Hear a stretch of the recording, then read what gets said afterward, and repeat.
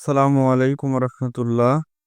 যে সকল রোগীরা হস্তমৈথুন করে ব্যাপক ক্ষতির সম্মুখীন হয়েছেন এবং সহবাসের চাহিদা নষ্ট করে ফেলছেন, এমতো অবস্থায় কার্যকরী চিকিৎসা হচ্ছে ট্রিপটিন 10 মিলিগ্রাম রাতে একটি করে ভরা পেটে 2 মাস খাবে।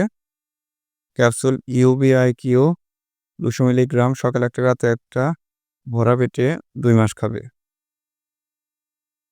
ক্যাপসুল রিনক্স 4 মিলিগ্রাম সকালে একটা রাতে একটা ভরা পেটে 6 মাস খাবে। ক্যাপসুল এক্সিয়াম 20 মিলিগ্রাম সকালে একটা রাতে একটা খালি পেটে 2 মাস খাবে।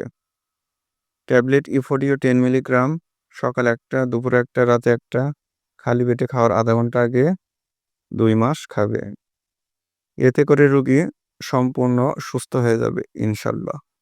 কিন্তু রোগীকে প্রতিনিয়ত ওষুধগুলো চালিয়ে যেতে হবে, এতে করে কাঙ্ক্ষিত ফলাফল পাবে।